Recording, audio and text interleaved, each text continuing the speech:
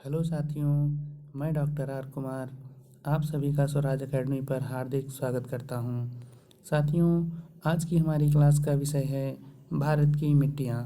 तो चलिए पढ़ते हैं भारत की मिट्टियों के बारे में। भारत की मिट्टियों को भारतीय कृषि अनुसंधान परिषद ने 8 वर्गों में विभाजित किया है। 8 वर्गों में किसने विभाजित किया है? भारतीय कृषि अनुसंधान परिषद ने। यह भी आपको ध्यान रखना है। पहली है जलोढ़ मिट्टी, दूसरी है काली मिट्टी, तीसरी है लाल मिट्टी, चौथी है लेटेराइट मिट्टी, पांचवी है पर्वतीय मिट्टी और छठी है मरुस्थलीय मिट्टी, सातवीं है लवणीय मिट्टी, आठवीं है पीट या जैविक मिट्टी। साथियों, सबसे पहले बात करते हैं जलोढ़ मिट्टी के बारे में। जलोढ़ मिट्टी जो है वह 7.7 लाख वर्ग किलोमीटर पर फैली हुई है पूरे भारत में, जो लगभग कुल भौगोलिक क्षेत्र का 22% भाग है। अब यहाँ पर देखिए, जो इसका यह पूरा हमारा भारत है और जो जलोढ़ मिट्टी है वह इस भारत के संपूर्ण क्षेत्रफल के कितने प्रतिशत भाग पर फैली हुई है? 22% भाग पर। और जो इसका क्षेत्र है वह 7.7 लाख वर्ग किलोमीटर है भारत के कुल क्षेत्रफल का। अब साथियों बात करते हैं, यह जो जलोढ़ मिट्टी है यह 2 स्थानों पर पाई जाती है। एक तो उत्तर के विशाल मैदानों में और दूसरा तटवर्ती क्षेत्रों में। अब यह उत्तर के विशाल मैदान और तटवर्ती क्षेत्र जरा मानचित्र में देख लेते हैं। यह हमारा प्यारा भारत है। यहाँ पर यह जो उत्तर का क्षेत्र है पंजाब हरियाणा से लेकर आपके पश्चिम बंगाल तक का क्षेत्र, यह उत्तर का विशाल मैदान है। गंगा एवं ब्रह्मपुत्र का मैदान इसे कहते हैं। फिर यह जो तटीय क्षेत्र है यहाँ पर भी मैदानी क्षेत्र पाया जाता है और पश्चिमी जो क्षेत्र है यहाँ पर भी मैदानी क्षेत्र पाया जाता है, लेकिन पूर्वी तट पर अधिक विकसित मैदानी क्षेत्र पाए जाते हैं। पश्चिमी तट में बहुत ही संकरे मैदानी क्षेत्र पाए जाते हैं, क्योंकि पूर्वी क्षेत्र में देखिए तो गंगा एवं ब्रह्मपुत्र का डेल्टा है, फिर उसके बाद महानदी का डेल्टा है, फिर उसके पश्चात गोदावरी का डेल्टा है और उसके पश्चात दक्षिण में कृष्णा नदी का डेल्टा है और कृष्णा नदी के दक्षिण में आपकी कावेरी नदी का डेल्टा है। इस प्रकार यह जो नदियाँ डेल्टा बनाती हैं वहीं इन सबको मिलाकर पूर्वी भारत का जो पूर्वी तटीय भारत है उसके मैदान का निर्माण करती हैं। साथियों, इन मैदानों में ही अधिकतर कृषि कार्य किया जाता है, जिसमें प्रमुख फसलें हैं जो वह इन्हीं मैदानी क्षेत्रों में उगाई जाती हैं, जैसे कि गेहूं है, गन्ना है, आदि फसलें जो हैं वह इन्हीं क्षेत्रों में उगाई जाती हैं। फिर देखते हैं आगे, इस जो जलोढ़ मिट्टी होती है इसमें नाइट्रोजन, फास्फोरस एवं ह्यूमस की कमी पाई जाती है। साथियों, वैसे तो भारत की जितनी भी मिट्टियां हैं उनमें सामान्यतः मोटे तौर पर देखा जाए तो नाइट्रोजन, फास्फोरस और ह्यूमस की कमी पाई जाती है। फिर इसमें पूर्ति किसकी होती है? इसमें साथियों पोटास एवं चूने का अंश पर्याप्त मात्रा में रहता है। किसका? पोटास और चूने के अंश का। फिर जो जलोढ़ मिट्टी होती है उसको 3 वर्गों में रखा जा सकता है। पहला वर्ग जो है वह तराई है क्षेत्र, दूसरा बांगर क्षेत्र और चौथा खादर क्षेत्र। साथियों, तराई क्षेत्र को ज़रा देख लेते हैं। तराई क्षेत्र मैंने बताया था, जैसे यह आपका शिवालिक पर्वत खत्म होता है, यहाँ पर भाबर प्रदेश है। इस भाबर प्रदेश के दक्षिण में यह कहाँ है? उत्तर है दिशा और यह है दक्षिण दिशा। तो इसके दक्षिण में देखेंगे तो यह यहाँ पर नदियाँ निकलकर चारों तरफ फैल जाती हैं। जब ये चारों तरफ फैल जाती हैं तो एक तराई क्षेत्र का निर्माण करती हैं। ठीक है साथियों, इसी को हम तराई क्षेत्र कहते हैं। यहाँ वर्ष भर पानी रहता है, मतलब इसकी सतह पर पानी कभी भी सूखता नहीं है, सालों भर पानी आपको दिखाई देगा। यहाँ पर साथियों गन्ना एवं धान जैसी अधिक जल वाली फसलें उगाई जाती हैं। फिर बांगर क्षेत्र आता है। बांगर क्षेत्र क्या होता है साथियों? बांगर क्षेत्र जैसे मान लीजिए यह कोई नदी है जो अपनी पुरानी घाटी में बह रही थी, जो कभी बह रही थी इस क्षेत्र में, फिर कालांतर में क्या हुआ, इसने लंबवत कटाव किया और अब यह वास्तव में इस क्षेत्र तक ही बहती है। यह पुराने क्षेत्र तक नहीं पहुंच पाती है। यह इसका पुरानी घाटी है, यह भी इसकी पुरानी घाटी है। अब यह नदी यहाँ तक नहीं पहुंच पाती है, या इस नदी का जल अब यहाँ तक नहीं पहुंच पाता है। इसे हम कहते हैं बांगर क्षेत्र। अब बात करते हैं खादर क्षेत्र की। तो साथियों, खादर क्षेत्र क्या होता है? जैसे मैंने बताया, यह पुरानी घाटी है और इसके बाद यह नई घाटी है किसी नदी की। तो यह वाला जो क्षेत्र है यह कहलाता है खादर क्षेत्र, क्योंकि यहाँ पर प्रत्येक वर्ष नदी जल आता है और यहाँ की जो मृदा होती है उसको नवीनीकरण या फिर उसका पुनरुद्धार, पुनर्नयन करती है। फिर तराई क्षेत्र। तराई क्षेत्र के बारे में देखिए, यहाँ पर लिया है, यह मिट्टी भाबर क्षेत्र के दक्षिण में पाई जाती है। अभी मैंने बताया यह गिरिपदी क्षेत्र है, यहाँ पर भाबर क्षेत्र है, इसके बाद यह तराई क्षेत्र है। इसी भाबर क्षेत्र के दक्षिण में क्या पाया जाता है? आपका तराई क्षेत्र पाया जाता है। इसमें रेत, चिकनी मिट्टी, कंकड़ पत्थर पाए जाते हैं। इसमें चूने की मात्रा अधिक होने के कारण गन्ने की कृषि के लिए काफ़ी उपयुक्त होती है। यहाँ गन्ने की कृषि काफ़ी अच्छी होती है। फिर है बांगर क्षेत्र। यह पुरानी जलोढ़ मृदा होती है। यह नदी की पुरानी घाटियों में पाई जाती है। यहाँ बाढ़ का पानी नहीं पहुँच पाता है, जिससे चीका एवं बालू की मात्रा लगभग बराबर पाई जाती है। जो इसमें है, जो बांगर क्षेत्र में है, वहाँ पर चीका तथा बालू की जो मात्रा होती है इसमें वह लगभग बराबर पाई जाती है।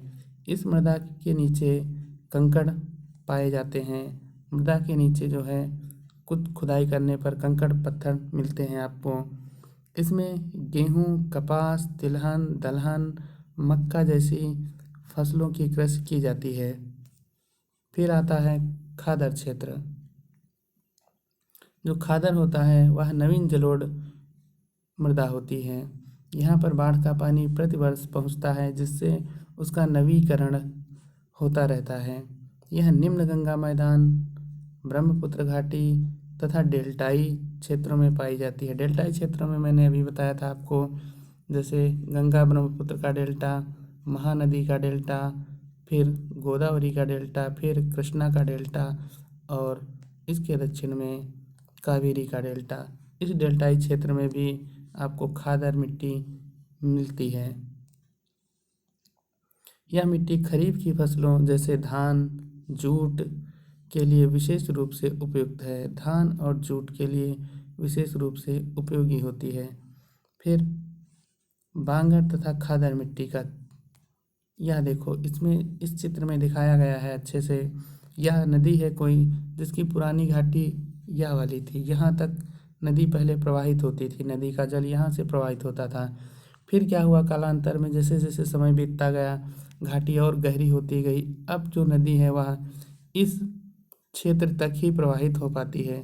तो यह जो पुराना क्षेत्र है इस तरीके की लाइनिंग वाला, यह इसी नदी का पुराना क्षेत्र है, जिसे हम बांगर क्षेत्र कहते हैं।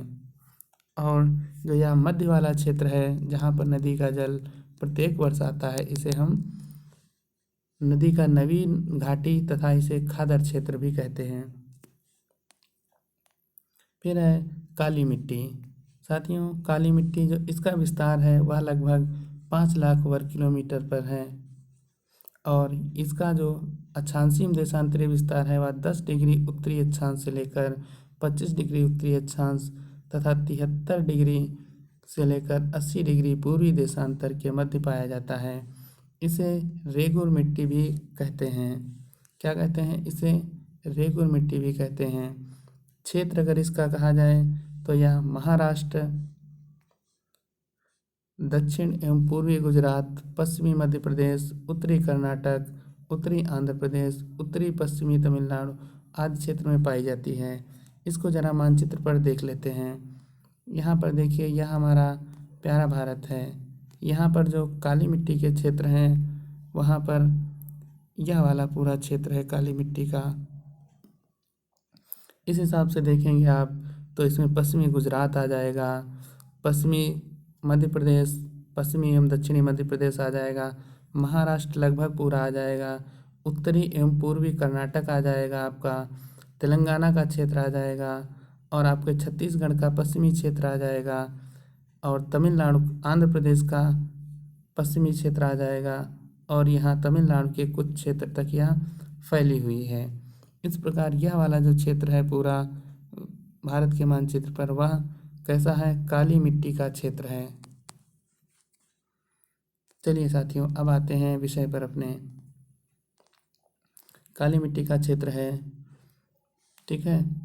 फिर इसका जो निर्माण होता है वह लावा के अपक्षय एवं अपर्दन के कारण होता है।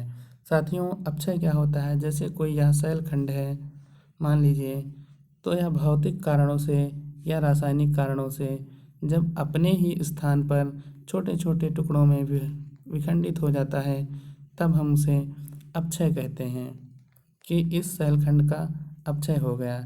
यही शैलखंड जब पानी या फिर हवा के कारण एक स्थान से दूसरे स्थान पर पहुंच जाता है, मान लीजिए पानी बहाकर इसको यहाँ पर लेके आ गया, तब इसे अपर्दन कहेंगे। या फिर हवा के कारण यह यहाँ पर चला गया तो हम इसे अपर्दन कहेंगे।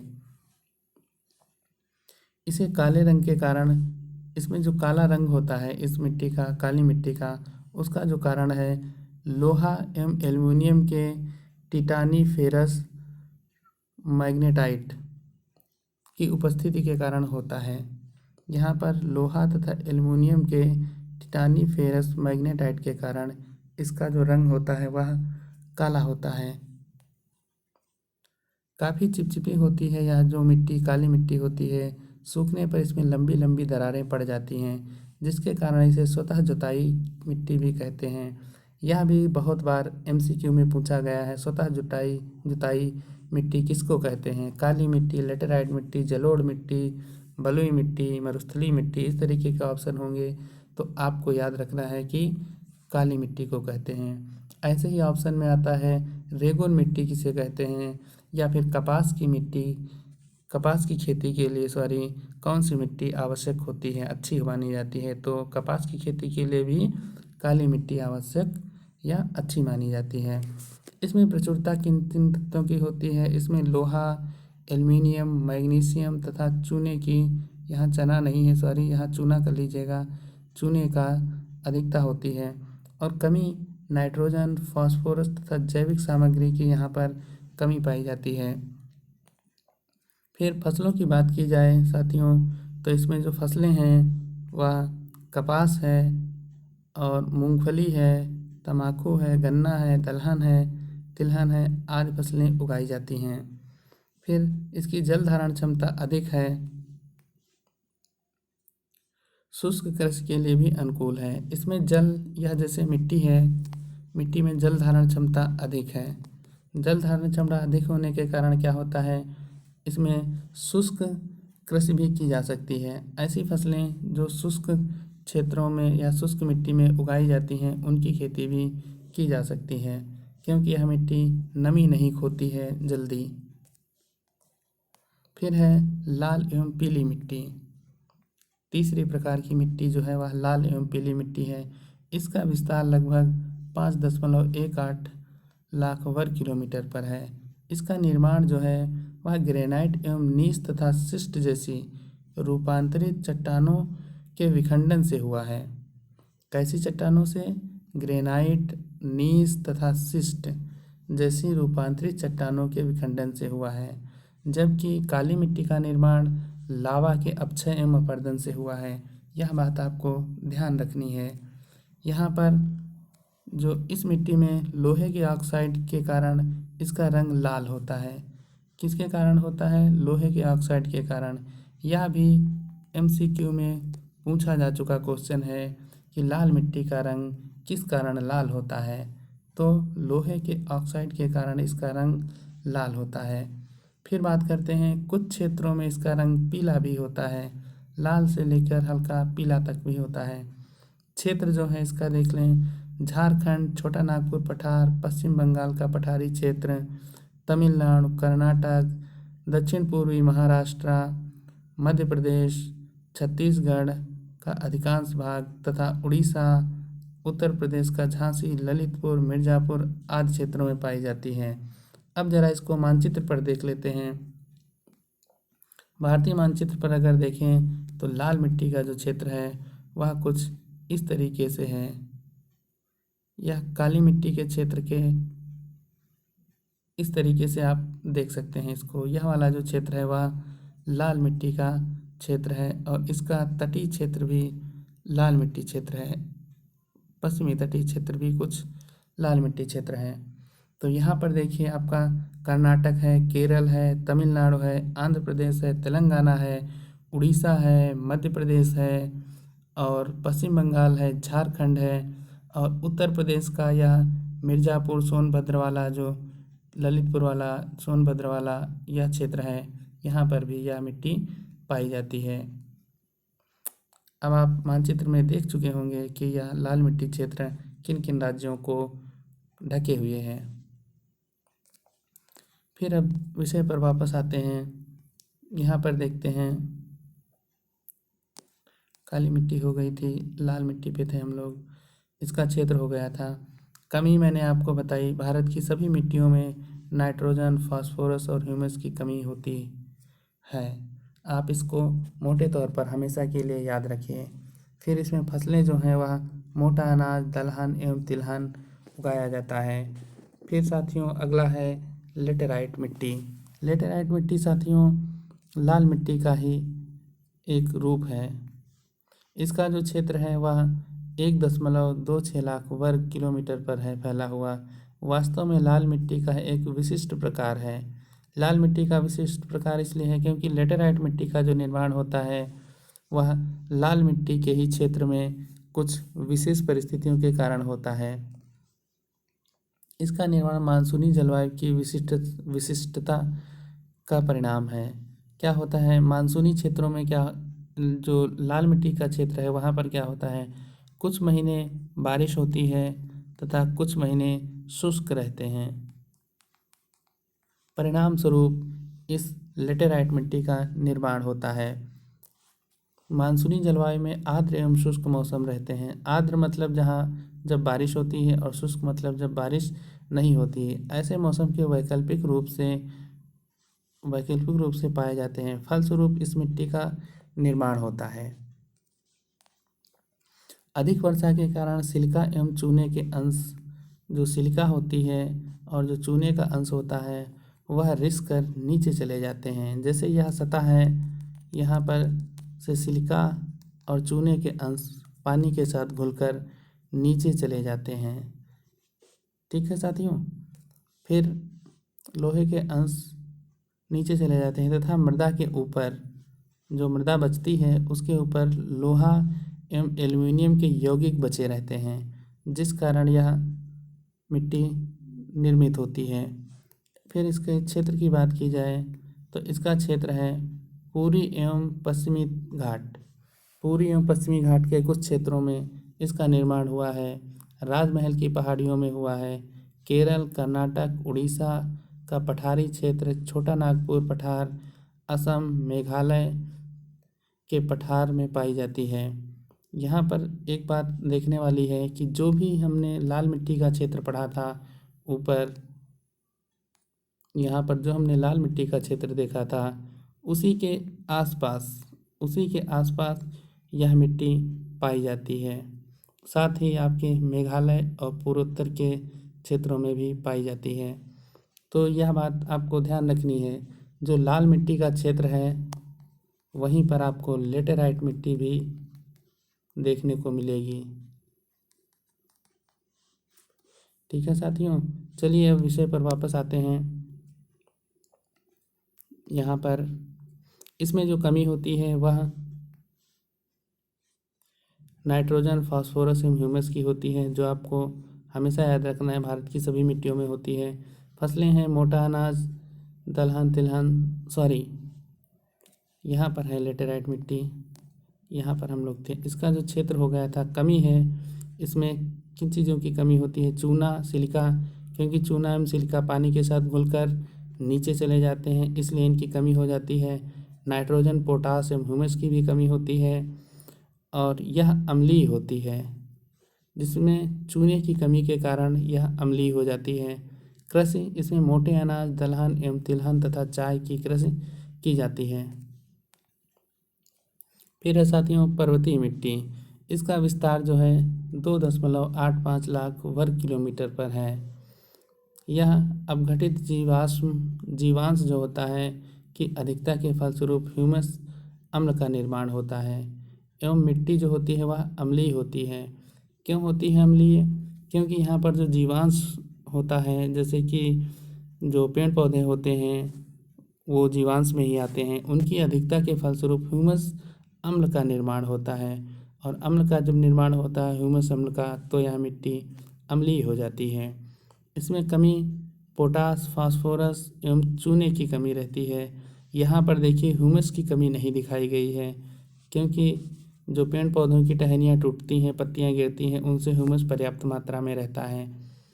फिर इसमें जो कृषि की जाती है वह चाय, कहवा, मसाले एवं फलों की कृषि की जाती है। झूमिंग कृषि भी इसकी एक विशेषता है। यह पूर्वोत्तर के राज्यों में की जाती है। यह हमारे जो पूर्वोत्तर के राज्य हैं उनमें झूमिंग कृषि की जाती है। फिर बात की जाए इसके क्षेत्र की बात, तो यह हिमालय क्षेत्र, उत्तर पूर्वी भारत, पश्चिमी एवं पूर्वी घाट तथा प्रायद्वीपीय भारत का पहाड़ी क्षेत्र में पाई जाती है। फिर साथियों है मरुस्थलीय मिट्टी। मरुस्थलीय मिट्टी है, मरुस्थलीय मिट्टियों के बारे में देख लेते हैं। इनका जो विस्तार है वह 1.42 लाख वर्ग किलोमीटर पर है। इनका क्षेत्र पश्चिमी राजस्थान, दक्षिणी पंजाब, हरियाणा, उत्तरी गुजरात क्षेत्र है। नाइट्रोजन एवं ह्यूमस की कमी होती है। लोहा एवं फास्फोरस पर्याप्त मात्रा में रहता है। यहाँ पर ध्यान देने वाली बात है, मरुस्थलीय मिट्टियों में फास्फोरस पर्याप्त मात्रा में रहता है, इसके साथ लोहा भी पर्याप्त मात्रा में रहता है, जबकि नाइट्रोजन एवं ह्यूमस की कमी होती है। अब चलिए मरुस्थलीय एवं पर्वतीय मिट्टियों को एक साथ ही मानचित्र में देख लेते हैं। यहाँ हमारा भारत का मानचित्र है। यहाँ पर जो पर्वतीय मिट्टियाँ हैं वह आपके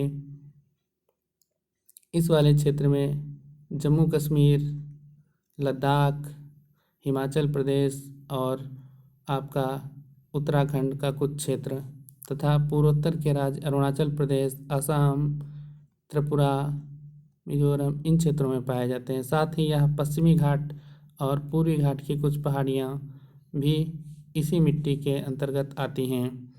अब मरुस्थलीय मिट्टी की बात करें तो मरुस्थलीय मिट्टी आपके राजस्थान के क्षेत्र में पाई जाती है और यह आपका हरियाणा है। हरियाणा के दक्षिण में देखिए मरुस्थलीय मिट्टी पाई जाती है। यह पंजाब है, पंजाब के दक्षिण में मरुस्थलीय मिट्टी पाई जाती है और यह आपका गुजरात है, गुजरात के उत्तर में मरुस्थलीय मिट्टी पाई जाती है। इस प्रकार यह जो राजस्थान है, राजस्थान से जुड़े हुए जितने राज्य हैं, जैसे ऊपर जुड़ा हुआ है पंजाब, हरियाणा और नीचे जुड़ा हुआ है गुजरात, और फिर यह आपकी अरावली है।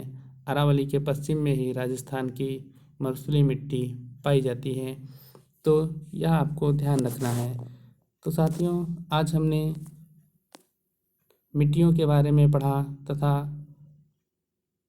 उनका विस्तार भारत के मानचित्र पर देखा। तो आज की क्लास साथियों हमारी यहीं पर समाप्त होती है। अगली क्लास में इसी को हम कंटिन्यू करेंगे। तब तक के लिए धन्यवाद साथियों।